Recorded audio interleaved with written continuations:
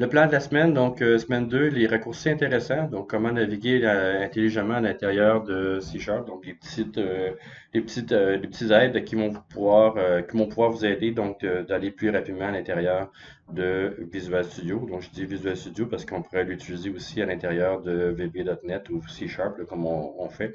Donc, c'est des raccourcis du logiciel, entre autres, Visual Studio, et qui permet d'être étendu à chaque type de langage que Visual Studio peut prendre en compte.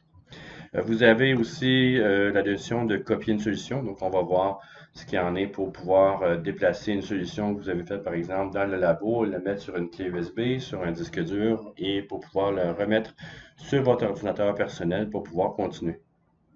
La notion de débogage ici, donc les bases du débogage, comment s'assurer que notre code est bien fait et comment trouver les erreurs.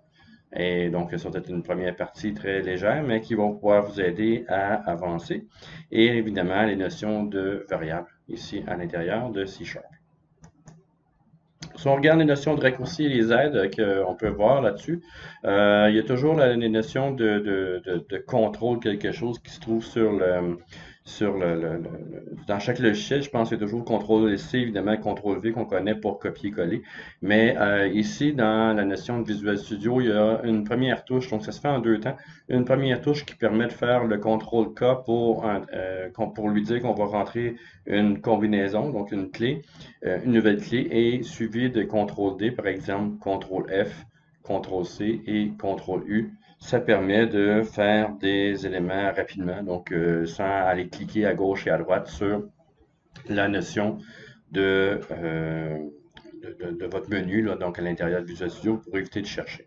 Donc, vous avez ici la notion de CTRL-D, CTRL-F qui va formater le code, soit du document pour D, et F pour le formater pour une sélection. Donc, les F ici, je ne peux pas vous dire, j'aurais dit CTRL-S ici pour Selection, mais c'est CTRL-F qui permet de faire formater le code selon une sélection, et on va voir concrètement ce qu'il y en est. Donc, je vais faire beaucoup de démos aussi à l'intérieur des vidéos. On a à l'intérieur ici, c'est des choses les plus de base qu'on peut avoir. Donc, on a la notion de la classe, ce qu'on a fait la semaine passée. Donc, static void main, c'est notre élément qui démarre, donc sur lequel Visual Studio va démarrer notre code C Sharp. Et vous avez évidemment le write line, donc de base, et le read key qui est là directement. Donc, ce que je peux faire ici, bon, le code est bien aligné, donc c'est facile à comprendre. Évidemment, je n'ai pas beaucoup de code là-dedans. Mais si jamais j'ai besoin je fais beaucoup de lignes de code ici j'ai mal formaté mon code, bien, ce qui va y arriver, c'est que le côté du logiciel, lui, il n'aura aucun problème à l'interpréter, mais le côté humain va avoir la difficulté à le lire. Donc, c'est ce que je veux essayer d'éviter pour cette partie-là. Et je pourrais avoir, disons, du code de cette manière-là, ici, un peu mal aligné. Et ça devient difficile de voir quel élément est dans quelle boucle. Même ici, peut-être pas le fait. Là, je l'ai supprimé. Je vais le remettre. Donc, ici.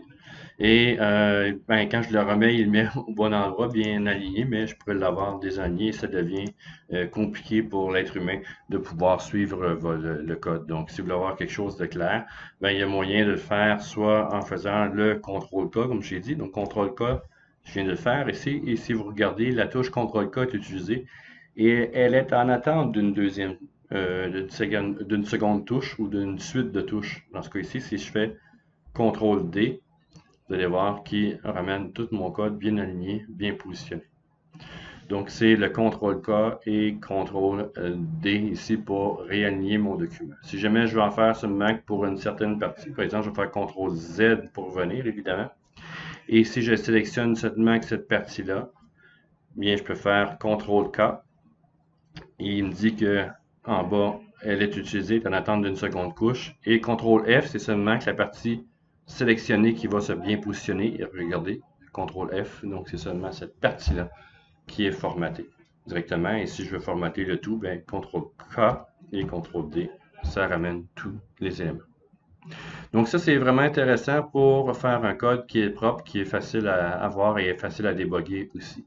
Ce que je peux faire pour la suite, les deux autres éléments qui sont en partenariat, si je peux dire, avec le contrôle K ici, c'est le contrôle C et contrôle U pour mettre en commentaire ou enlever les commentaires, les éléments en commentaire de mon code. Donc, dans certains cas, pour débugger, pour se concentrer seulement sur les bouts de code que l'on soupçonne qui vont mal, bien, je vais mettre en commentaire certaines parties de mon code et je le fais encore une fois avec CTRL K. Donc, on va en bas, CTRL K ici. Et je continue donc pour CTRL C pour mettre en commentaire. Donc, tout ce que j'ai sélectionné est mis en commentaire. Donc, dans ce cas ici, ça veut dire que cette partie-là en commentaire ne sera pas exécutée par l'interpréteur. Donc, ça me permet de me concentrer sur d'autres bouts de code. Dans ce cas-ci, j'ai rien d'autre, ou presque, mais permettre de m'aligner sur seulement ce qui est important, donc ce que je soupçonne qui va pas bien. Et je peux enlever ici, le mettre uncomment, donc dire de mettre enlever le commentaire ou décommenter l'information. Je peux faire encore une fois CTRL-K. Donc, j'ai en bas ici qui me dit qu'il est en attente d'une seconde touche. Et je fais CTRL-U et ça enlève le code. Donc, ça va super bien pour faire ces éléments-là. Donc, de faire en commentaire et de décommenter. L'autre élément que je peux faire ici pour la notion de raccourci, vous avez contrôle ici, et c'est un point, là, c'est pas, c'est contrôle point, permet d'enlever les namespaces, donc tout ce qui est en haut de mon document, donc mes liens, ça me permet d'enlever les namespaces non utilisés, donc ici je l'ai déjà fait, mais je pourrais, using par exemple, je sais pas si j'ai d'autres éléments, je peux dire using, link par exemple, est-ce qu'il l'a déjà? Ou using système par exemple, point collection, tu sais. Donc c'est quelque chose que je veux utiliser. Si vous regardez ici, par défaut, il en rajoute plusieurs, là, et je les ai déjà enlevés.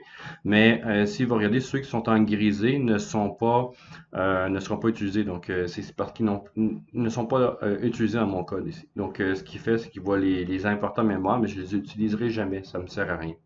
Et ce que je peux faire, dans ce cas ici, je me positionne par exemple ici, et si je fais CTRL point, donc la touche point, il me dit que cet élément-là n'est pas utilisé, donc en rouge.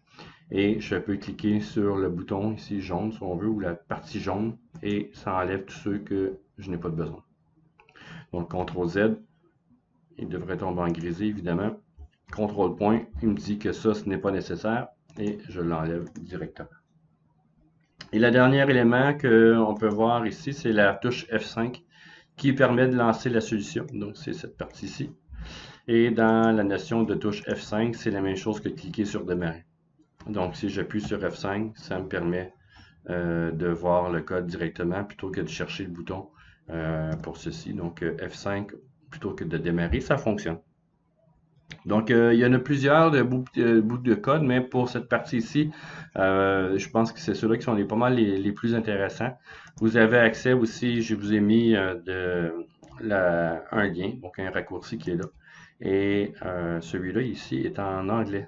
Mais surtout que je peux en trouver aussi en français. Absolument, je vais remettre des éléments complémentaires soit dans mes vidéos, soit bien évidemment, ils vont se retrouver à l'intérieur de la présentation. Vous allez pouvoir y avoir accès. Et autant que possible aussi, j'essaie de trouver en français. Dans ce cas-ci, je l'ai trouvé en anglais. Et vous avez les raccourcis clavier pour Visual Studio. Donc, je trouvais que c'était bien monté. Et vous pouvez chercher ou aller lire ces éléments-là si jamais vous voulez améliorer votre vitesse ou certaines possibilités à l'intérieur de Visual Studio. Donc, vous les avez ici.